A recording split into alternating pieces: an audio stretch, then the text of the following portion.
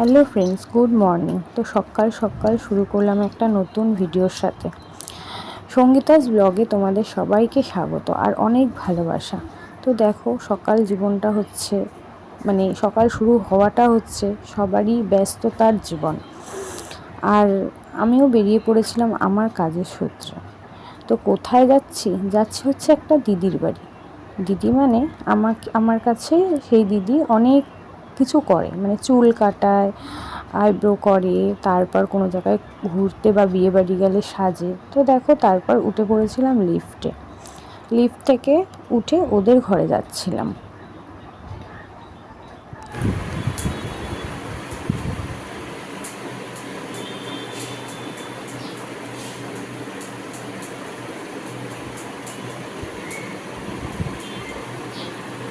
তারপর দেখো, কাজ করে চলে এসেছিলাম মঞ্জেনিসে। এখান থেকে ছেলের টিফিনের কেক নিলাম। এখানে সমা কাছে আসো। ফ্রেন্ড, আমি এখন স্কুলে যাব গাইস। সবাই বলছে তোর ব্লগ দেখ। আচ্ছা, আমার বাবা গাড়ি ঘোরাচ্ছে, ওর বাবা চলে এসছে। টাটা। By friend.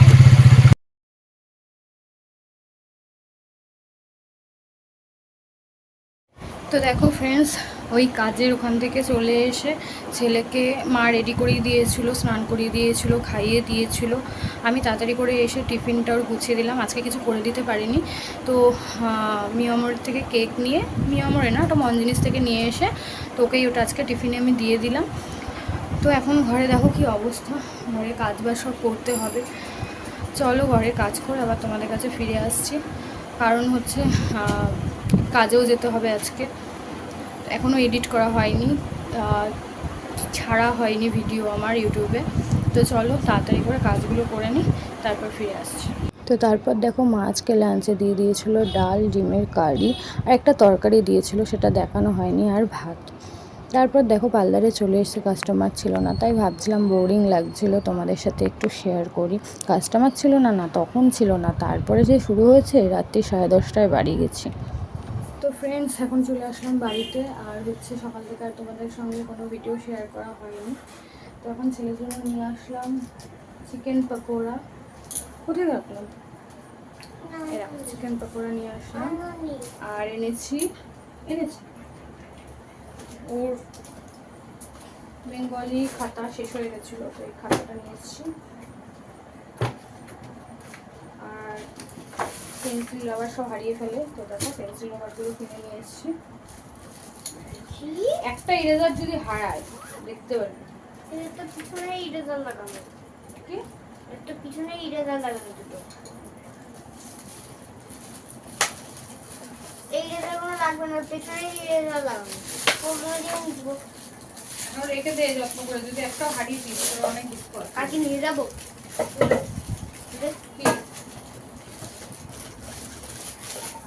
শুধু পেন্সিল দিয়ে দেবে। দেখি দে বন্ধু, দেখি কি এনেছি। এই দেখো গাইস, আমার হচ্ছে মা এই তিনখানে রবার কিনে দিয়েছে।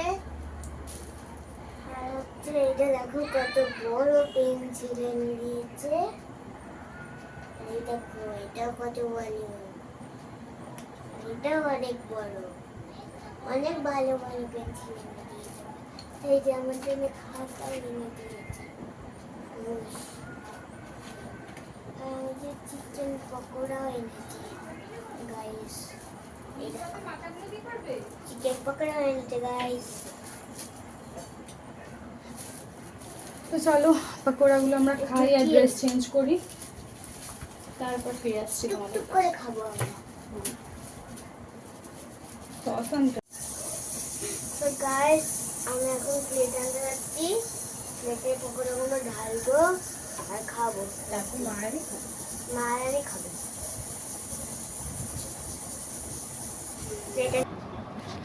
তারপর দেখো, ওকে একটা সসের প্যাকেট দিয়ে দিয়েছিলাম, আর এখানে ঢেলে ফেলছিলাম পকোড়াগুলো। যেহেতু অনেক রাত হয়ে গেছিলো, তো একটা ঢেলে নিয়েছিলাম পকোড়া, আর একটা রেখে দিয়েছিলাম। এটা রাখিনি, কিন্তু পরে খেয়ে নিয়েছিলাম, কিন্তু একটা এখন দুজন মিলে শেয়ার করে খেয়ে নিয়েছিলাম।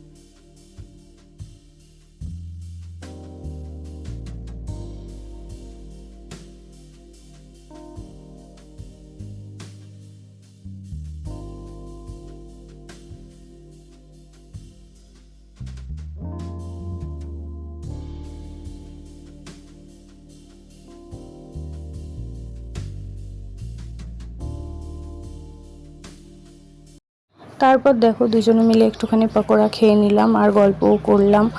আর কালকে রাত্রের একটু বিরিয়ানিটা ছিল, তো মা বললো দেখো বিরিয়ানিটা রয়েছে কি করবো। আমি বললাম এখন তো আর কেউ খাবে না, তুমি ফেলে দাও। আর যে ফোনটা নিয়ে ঘাটাঘাটি করছিলাম না, এই ফোনটা আমার ছেলের কাছে থাকে। এই ফোনটা নিয়ে সারা দিন ও থাকে ঘাটে। তো ফোনটা অফ হয়ে গেছিলো, তো ফোনটা ওর জন্যই আমি চার্জ দিয়ে দেখছিলাম, খুলছিল না। তো বলছে মা সারাদিন ফোনটা খুলতে পারছি না, দেখো তো। তা দেখলাম একদমই চার্জ নেই। এত দেখে ফোনটা, এত দেখে, তো ওর চার্জ দেওয়ার সময় হয় না। তো আমি একটুখানি ফোনটা চার্জ দিয়ে ফোনটা সুইচটা খুলে দিলাম। তারপর দেখো ওকে নিয়ে একদমই বসা হয় না সেইভাবে। তো আমি বললাম চল তোর বইগুলোকে বার করে একটুখানি পড়াটা করাই, যেহেতু সামনেই পুজো ছুটি পড়ে যাবে, আর পড়াশোনা সেইভাবে হবে না। আর স্কুল খুললেই ওর মানে ফাইনাল এক্সাম। তো দেখো সেইভাবে পড়াশোনা তো এখন হচ্ছে না, করাতে পারছি না। যেমন আগে হচ্ছে কাজ থেকে আমি তাড়াতাড়ি বাড়ি চলে এসে ওকে একটু পড়াতাম, তো এখন তো সেটা হচ্ছে না, কারণ এখন কাজের আমার প্রচুর নিজেরই চাপ। তো এখন ওকে নিয়ে মানে একদমই বসতে পারছি না। তো যে সকালে আন্টি পড়ায়, তো ওকে আমি বলেছি তুমি একটু লেখাটা এখন ওকে বাড়িতে দিয়ে যাও, যাতে ও লেখাটা বসে করতে পারে। আর আমি তো এখন পড়াতে পারছি না, তুমি একটু বইগুলোর উপরে চাপ দাও। তো ও বলল ঠিক আছে। আমি বললাম যে স্কুলটা খুলুক আর হচ্ছে পুজোটা কাটুক, তারপরে আমি ওকে নিয়ে যেরকম বসতাম সেরকম বসবো। আর একদমই মানে কি বলবো, ওর ঠাম্মার কাছে ও বসতে চায় না পড়তে। তো ওর ঠাম্মাকে, কিন্তু ওর ঠাম্মা অনেক দূর অবধি পড়াশোনা, গ্র্যাজুয়েশন কমপ্লিট করা। তবুও বলবে কি তুমি কিছুই জানো না পড়াশোনা। ওকে নিয়ে বসলে বলবে তুমি তো জানো না, তুমি কি পড়াশোনা কোনো দিন শিখেছো, এরকম করে বলবে। তো ওর ঠাম্মা ওর জন্য নিয়ে বসতে পারে না। দেখো পড়াশোনার মন সঙ্গে মানে আবার দেখছে এদিক ওদিক তাকিয়ে, যে মানে ভিডিওটা চলছে কি না, ব্লগটা ঠিক করে করতে পারছি কি না। তো মাঝে মধ্যে মারও খায় আমার কাছে, মাথাটা গরম হয়ে যায় জানো তো। এমনি কাজবাজ থেকে এসে পড়াতে বসা, খুব রাগ উঠে যায়, মনে হয় না পারলে মনে হয় মাথাটা দিই একদম ঠুকে। তবুও ঠিক আছে, পারছিল পড়া, ওই জন্য কিছু মানে সেইভাবে একটা বলিনি।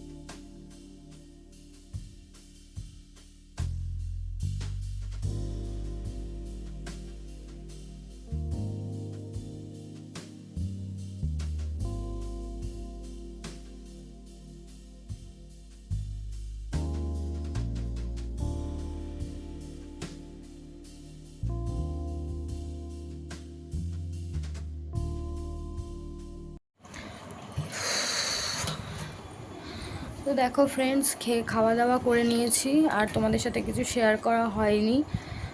তো আজকে ছেলে খেলো আলু সেদ্ধ, ডিম আর ঘি ভাত, আর আমিও তাই খেলাম। তো চলো আজকের মতন ভিডিওটা এখানেই শেষ করছি। আমাদের ভিডিও যদি তোমাদের ভালো লাগে থাকে, লাইক কমেন্ট শেয়ার অবশ্যই সাবস্ক্রাইব করতে ভুলবেন না কিন্তু। তো দেখো এখন জল খাচ্ছে, জলটা খাওয়া হলে লাইটটা অফ, আর আমরা এখন ঘুমির দেশে চলে যাব। তারপরে 2:30 বাজলে তোমাদের দাদাভাই আসলে আবার গেট খুলতে হবে, খেতে দিতে হবে। আমাকে ডাকবে কিন্তু। ও নাকি উঠবে সকাল সকাল, পাগলা। আমি পাগলা না। ঠিক আছে চলো, গুড নাইট। Good night. আজকের মতন এখানেই ব্লগটা শেষ করছি, বাই।